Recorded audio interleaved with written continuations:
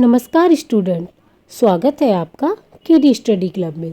आज हम क्लास 6 की साइंस बुक का चैप्टर 9 जिसका नाम है सजीव विशेषताएं एवं आवास, उसका पार्ट 2 करने जा रहे हैं। ये चैप्टर बहुत बड़ा है, इन्हें हम पार्ट 3 में करेंगे, मतलब 3 पार्टों में ख़त्म करेंगे ताकि आपको अच्छी तरीके से समझ में आए चीज़ें। अब हमने पहले उसमें पढ़ा था कि जैसे पर्वत पे किस टाइप के पेड़ पौधे होते हैं, ज़मीन जो समतल होती है उस पे, और रेगिस्तान मरुस्थल में किस टाइप के पेड़ पौधे होते हैं। इसी प्रकार से जीव जंतु अपने आप को कैसे ढालते हैं किसी भी वातावरण के अनुसार। तो आइए हम आगे पढ़ते हैं। ये वृक्ष अपने आवास में विद्यमान परिस्थितियों में रहने के लिए किस प्रकार अनुकूलित है। ये वृक्ष सामान्यतः शंक्वाकार होते हैं, मतलब कि जो पहाड़ों में होते हैं वो कैसे होते हैं, थोड़े शंक्वाकार के। जी हमने पहले पढ़ा था, ये वृक्ष जो दिख रहे हैं ना, ये शंक्वाकार के। ये कहाँ पर होते हैं? पर्वतीय यानी पर्वतों में होते हैं, तथा इनकी शाखाएं तिरछी होती हैं। इनमें से कुछ वृक्षों की पत्तियां सुई के आकार की होती हैं। इससे वर्षा का जल एवं हिम सरलता से नीचे की ओर खिसक जाता है। पर्वतों पर इन वृक्षों से अधिक भिन्न आकृति एवं आकार वाले वृक्ष भी मिल सकते हैं, जरूरी नहीं है कि ऐसे ही मिले। पर्वत पर जीवित रहने के लिए इनमें कुछ अन्य प्रकार का अनुकूलन हो सकता है, किसी और तरीके का उस वातावरण में जीवित रहने के लिए और भी विशेषताएं हो सकती हैं। पर्वतीय क्षेत्र में पाए जाने वाले जंतु भी वहां की परिस्थितियों के प्रति अनुकूलित होते हैं। उनकी मोटी त्वचा या फर ठंड से उनका बचाव करती है। तो उनकी त्वचा मोटी होती है या उनके फर होते हैं तो वह उनके ठंड से बचाते हैं। उदाहरणतः शरीर को गर्म रखने के लिए याक का शरीर लंबे बालों से ढका होता है। पहाड़ी तेंदुए के शरीर पर फर होते हैं। यह बर्फ पर चलते समय उसके पैरों को ठंड से बचाता है। पहाड़ी बकरी के मजबूत खुर उसे ढालदार चट्टानों पर दौड़ने के लिए अनुकूलित बनाते हैं। जैसे जैसे हम पर्वतीय क्षेत्रों में ऊपर चढ़ते जाते हैं, परिवेश का स्वरूप बदलता जाता है। मतलब जितना ऊंचे पहाड़ पे जाओगे वहां पर और भी ज़्यादा परिवर्तन आपको मिलते चले जाएंगे, और हमें विभिन्न ऊंचाइयों पर पाए जाने वाले जीवों के अनुकूलन में विविधता दिखाई देगी। क्योंकि जो थोड़ा पहाड़ से थोड़ा ऊंचा होता है वहाँ पे कम ठंड, जो और ऊंचा उस पर थोड़ी ज़्यादा। मतलब जैसे जैसे हम पहाड़ पे चढ़ते चले जाते हैं, ऊपर की तरफ जाते हैं, तो ठंड जो है बढ़ती चली जाती है। ऑक्सीजन लेवल भी थोड़ा सा कम होता है, तो वो वहाँ के वातावरण के अनुकूलित जो जानवर होते हैं वो वहाँ के वातावरण के अनुकूलित होते हैं। जो उससे ऊपर जाओगे वो वहाँ के वातावरण के अनुकूलित होंगे। तो थोड़ी भिन्नताएं आपको उनमें देखने को मिलेंगी। अब हम पढ़ते हैं घास स्थल। शेर वन में अथवा घास स्थल में रहता है तथा एक ऐसा शक्तिशाली जंतु है जो हिरण जैसे जंतुओं का शिकार कर उन्हें मारकर खा जाता है। यह मटमैले यानी हल्के भूरे रंग का होता है। एक शेर एवं हिरण का चित्र देखिए, 9.8 में दिखाया गया है। तो ये देखो, ये शेर है और ये हिरण है ना। इन दोनों जंतुओं की आंखें उनके चेहरे पर किस प्रकार स्थित है? क्या वह चेहरे के सामने है अथवा पार्श्व में है? शेर के अगले पैर के नखर लंबे होते हैं जिन्हें वह पादंगुलियों के अंदर खींचकर छिपा सकता है। क्या शेर की यह संरचनाएं उसके जीवन यापन में सहायता करती है? उसका मटमैला यानी हल्का भूरा रंग शिकार के दौरान उसे घास के सूखे मैदानों में छिपाए रखता है और शिकार को पता भी नहीं चलता। चेहरे के सामने की आंखें उसे वन में दूर तक शिकार खोजने में सहायक होती है। एक दूसरा जंतु हिरण है जो वन या घास स्थल में रहता है। पौधों के कठोर तनों को चबाने के लिए इसके मजबूत दांत होते हैं। हिरण को अपने शिकारी की यानी शेर जैसे जंतु जो उसे अपना शिकार बनाते हैं की उपस्थिति की जानकारी आवश्यक है ताकि वह उसका शिकार ना बन सके और वहां से भाग जाए। उसके लंबे कान उसे शिकारी की गतिविधि की जानकारी देते हैं। इसके सिर के पार्श्व में दोनों ओर स्थित आंखें प्रत्येक दिशा में देखकर खतरा महसूस कर सकती हैं। हिरण की तेज गति उसे शिकार से दूर भागने में सहायक होती है। जिस प्रकार शेर में शिकार करने की शक्ति है, उसी प्रकार हिरण में शिकारी से बचने की वो है, उसमें विशेषता है। शेर, हिरण तथा अन्य जंतुओं एवं पौधों में और भी बहुत सी विशिष्ट संरचनाएं होती हैं जो उन्हें उनके आवास में जीवित रहने योग्य बनाती है। अब हमने पर्वत के बारे में पढ़ा, घास स्थल यानी कि समतल जगहों पर। अब हम पढ़ेंगे जल के बारे में, कुछ जलीय आवास। समुद्र। समुद्र में रहने के लिए मछली के अनुकूलन के विषय में हम चर्चा कर चुके, हमने पढ़ा था मछलियों के बारे में। दूसरे बहुत से समुद्री जंतुओं का शरीर भी धारा रेखीय होता है, जिससे वह जल में सुगमता से चल सकते हैं। स्क्विड एवं ऑक्टोपस जैसे कुछ समुद्री जंतुओं का शरीर आमतौर पर धारा रेखीय नहीं होता। वह समुद्र की गहराई में तलहटी में रहते हैं तथा अपनी ओर आने वाले शिकार को पकड़ते हैं। जब वह जल में चलते हैं तो अपने शरीर को धारा रेखीय बना लेते हैं। जल में श्वास लेने के लिए इनमें गिल होते हैं। जो स्थल पे रहता है वो फेफड़ों से सांस लेते हैं, और जो पानी में रहते हैं वो गिल क्या सहायता करती है, उन्हें पानी में से ऑक्सीजन लेने में सहायता करती है। डॉल्फिन एवं व्हेल जैसे कुछ जंतुओं में गिल नहीं होते। ये सिर पर स्थित नासा द्वार अथवा वात छिद्रों द्वारा श्वास लेते हैं। अब डॉल्फिन और जो व्हेल है इनमें गिल नहीं होते। आपने देखा हो कभी जो ऊपर आते एकदम पानी सा छोड़ते हैं ना, वो उनका सिर के ऊपर नासा द्वार होता है जिसे कहते हैं वात छिद्र। ये जल में लंबे समय तक बिना श्वास लिए रह सकते हैं। वे समय समय पर समुद्री सतह यानी जल से बाहर सतह पर आकर श्वसन छिद्रों से जल बाहर निकालते हैं एवं श्वास द्वारा स्वच्छ वायु अंदर भरते हैं।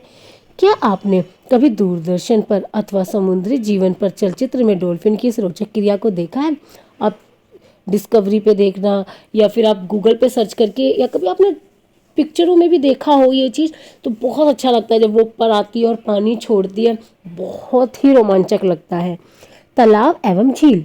क्या आपने तालाब, झील, नदियों एवं नालों में पौधों को उगे देखा है? यदि संभव हो तो समीपवर्ती किसी तालाब के भ्रमण पर जाइए और वहां दिखाई देने वाले कुछ पौधों को बाहर निकाल लीजिए।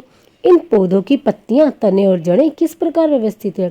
ये तो आपके लिए थोड़ा मुश्किल हो जाएगा क्योंकि आसपास तो मिलेगा ही नहीं कोई तालाब वगैरह, पर आप ये चीज़ें सर्च कर सकते हैं अपने यूट्यूब पे, गूगल पे, कहीं पर भी। कुछ जलीय पौधे जल सतह पर प्लवन करते हैं, मतलब कि जो थोड़े से जल के अंदर होते हैं और थोड़े जल के बाहर होते हैं। इनमें से कुछ पौधों की जड़ें जलाशय की तलहटी की मिट्टी में स्थिर रहती हैं।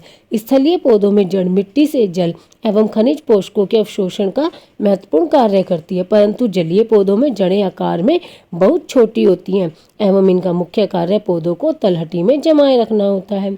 इन पौधों का तना लंबा, खोखला एवं हल्का होता है। तना जल की सतह तक वृद्धि करता है, जबकि पत्तियां एवं फूल जल की सतह पर प्लवन करते हैं, मतलब कि उसके ऊपर रहते हैं। कुछ जलीय पौधे जल में पूर्ण रूपेण डूबे रहते हैं। ऐसे पौधों के सभी भाग जल में वृद्धि करते हैं।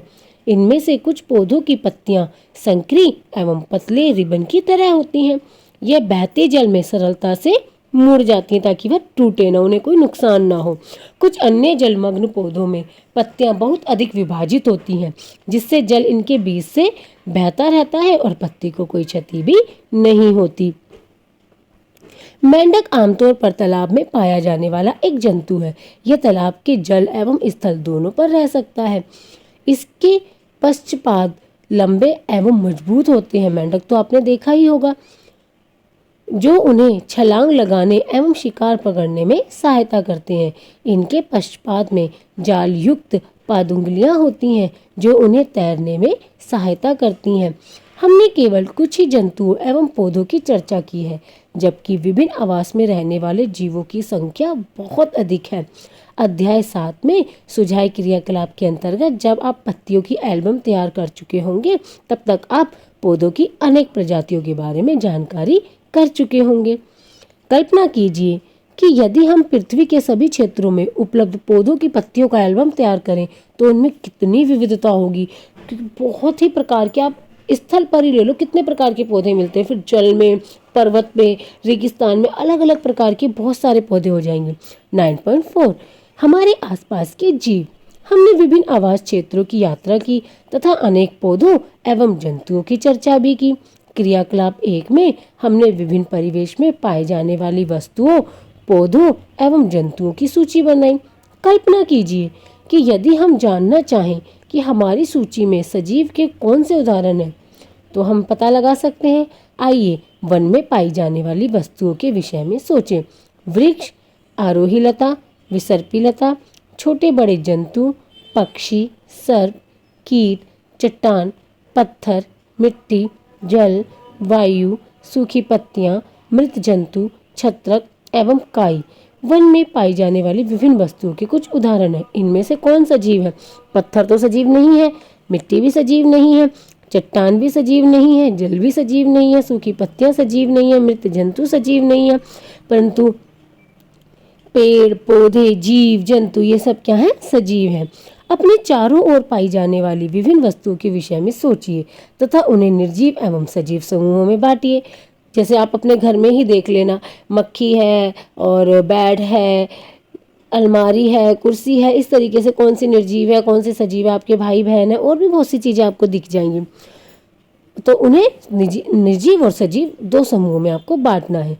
कुछ प्रकरणों में हमारे लिए यह आसान होगा। उदाहरणतः हमारे घर की कुर्सी अथवा मेज जैसी वस्तुएं सजीव नहीं है। पहेली एडवर्ड लियर द्वारा रचित कंप्लीट नॉनसेंस का यह छंद पढ़ रही थी। इसमें देखो क्या लिखा है। मेज ने कुर्सी से कहा, तुम्हें पता नहीं है मैं गर्मी में कितनी तपी हूँ, एवं अपने पैरों की बिवाई से यदि हम थोड़ा टहल पाते, हम थोड़ा बोल पाते, प्रार्थना करो हम वायु ले सकें। मेज ने कुर्सी से कहा। कुर्सी ने मेज से कहा, अब तुम जानती हो कभी हम समर्थ नहीं हैं। तुम कैसी मूर्खतापूर्ण बातें करती हो, जबकि तुम जानती हो हम चल नहीं सकते। मेज ने ठंडी सांस भरते हुए कहा, कोशिश करने में क्या हर्ज है, मेरे पास भी उतने ही पैर हैं जितने तुम्हारे, हम दो पैरों पर क्यों नहीं चल सकते। अब ये तो देखो बेतुकी सी बात है, मतलब बेतुकी हम इसलिए कह रहे हैं क्योंकि ये चीज़ें सजीव नहीं है। ठीक है, तो ये सिर्फ कल्पनाएं होती हैं जो हम इस तरीके से लिखते हैं। पहेली और बूझों को कविता बहुत मजेदार लगी क्योंकि वे जानते थे कि मेज और कुर्सी सजीव नहीं है, अतः ये ना तो चल सकते हैं ना बोल सकते हैं। हम जानते हैं कि कुर्सी, मेज, पत्थर अथवा एक सिक्का सजीव नहीं है। इसी प्रकार हम जानते हैं कि हम जीवित हैं और हमारी ही तरह संसार के सभी मनुष्य तथा कुत्ता, बिल्ली, बंदर, गिलहरी, कीट जैसे जंतु सभी सजीव हैं। हमें कैसे पता चलता है कि कोई वस्तु सजीव है? कभी कभी यह निर्णय करना इतना आसान नहीं होता। हम कहते हैं कि पौधे सजीव हैं, परंतु वे कुत्ते अथवा कबूतर की भांति चल नहीं सकते। दूसरी ओर एक कार अथवा बस चल सकती है, फिर भी हम उन्हें निर्जीव कहते हैं। पौधे एवं जंतु समय के साथ वृद्धि करते हैं, परंतु कई बार ऐसा भी प्रतीत होता है जैसे कि आकाश में बादल अपने आकार में वृद्धि कर रहे हो। तो क्या इसका अर्थ है कि बादल सजीव है? नहीं। तो आखिरकार हम निर्जीव एवं सजीवों में अंतर किस प्रकार करेंगे? हमें कैसे पता चलेगा कि ये सजीव है ये निर्जीव है? क्या सजीवों में कुछ विशेष लक्षण होते हैं जो उन्हें निर्जीव पदार्थों से अलग करते हैं? आप स्वयं सजीवों का एक बहुत अच्छा उदाहरण है।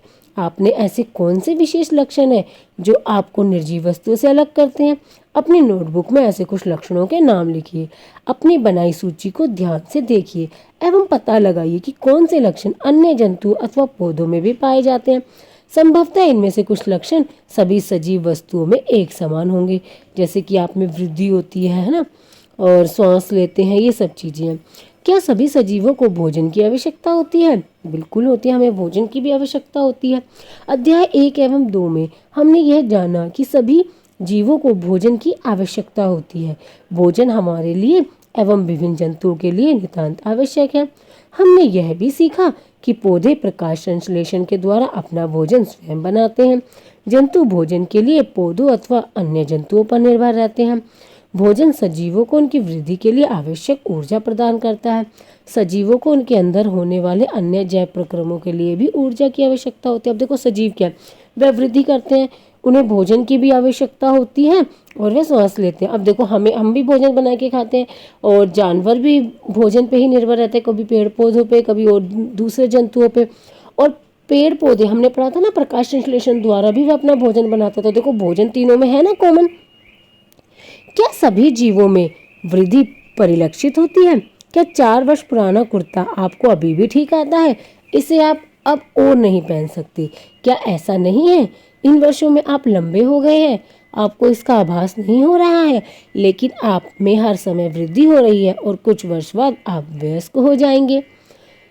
जंतुओं के बच्चे में भी वृद्धि कर वयस्क हो जाते हैं। मतलब जो जंतु हैं, जानवर के बच्चे भी वृद्धि करते हैं। आपने अवश्य देखा होगा कि कुत्ते के पिल्ले वयस्क हो जाते हैं। एक अंडे से स्फुटित होकर चूजा यानी मुर्गी का बच्चा वृद्धि करके मुर्गी अथवा मुर्गा में परिवर्तित हो जाते हैं।